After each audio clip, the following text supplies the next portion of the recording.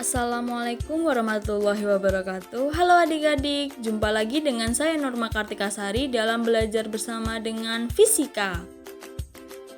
Pada video kali ini kita akan melanjutkan materi mengenai momentum dan impuls. Kali ini kita akan membahas mengenai hukum kekekalan momentum. Mari langsung saja kita bahas. Kompetensi dasar pada materi ini adalah sebagai berikut. Kemudian untuk tujuan pembelajaran kali ini yang pertama, menyebutkan dan menjelaskan konsep hukum kekekalan momentum. Kedua, menyebutkan contoh penerapan hukum kekekalan momentum dalam kehidupan sehari-hari. Sebelum masuk materi, pernahkah kalian memperhatikan seseorang yang sedang bermain bola biliar? Coba perhatikan video berikut ini. Kira apa yang terjadi setelah bola putih mengenai bola lainnya? Jika bergerak, kemana arah bola tersebut? Peristiwa ini berkaitan dengan hukum kekekalan momentum. Lalu apa itu hukum kekekalan momentum? Hukum kekekalan momentum menyatakan jumlah momentum suatu sistem yang tidak dipengaruhi gaya dari luar sistem atau F sama dengan 0 adalah tetap. Jadi momentum awal sama dengan momentum akhir. Coba perhatikan skema berikut. Terdapat sebuah benda dengan massa M yang memiliki kecepatan V. Impuls benda tersebut adalah F kali delta T atau sama dengan delta P. Jika benda tidak dipengaruhi gaya dari luar, maka nilai F-nya 0, sehingga impulsnya juga bernilai dengan 0, maka delta P sama dengan 0. Sehingga P1 sama dengan P2, menghasilkan M kali V1 sama dengan MV2. Ini berarti V1 sama dengan V2. Agar lebih mudah memahami konsep hukum kekekalan momentum, perhatikan skema berikut ini. Terdapat dua buah bola A dan B yang masing-masing memiliki kecepatan VA dan VB. Dua bola tersebut bergerak saling mendekati. Kemudian, dua buah bola tersebut saling bertumbukan satu sama lain. Kemudian, kedua bola tersebut terpental ke arah yang berlawanan. Peristiwa kedua bola tersebut berkaitan dengan hukum kekekalan momentum.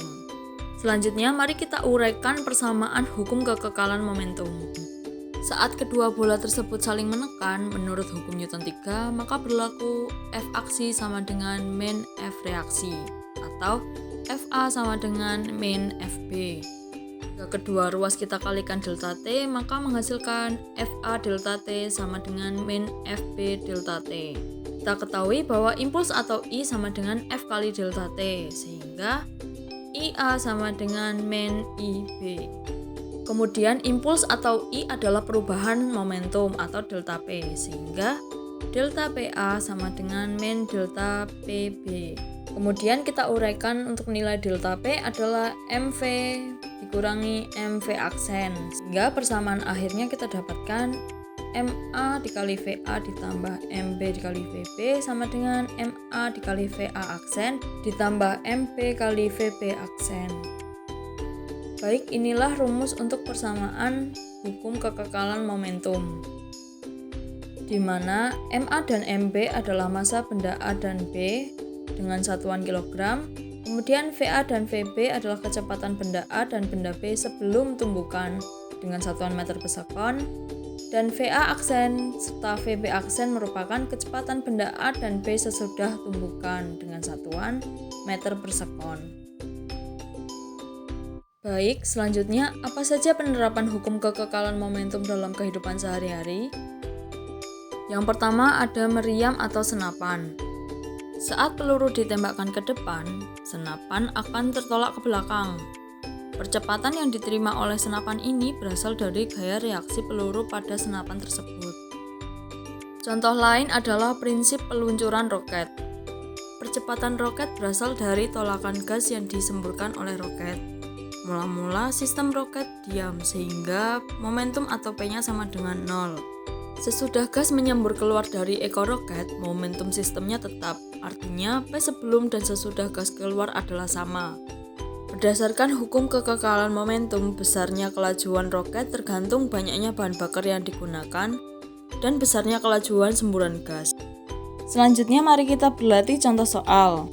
Untuk soal yang pertama, sebuah senapan memiliki massa 2 kg menembakkan peluru yang massanya 2 gram dengan kelajuan 400 meter per sekon.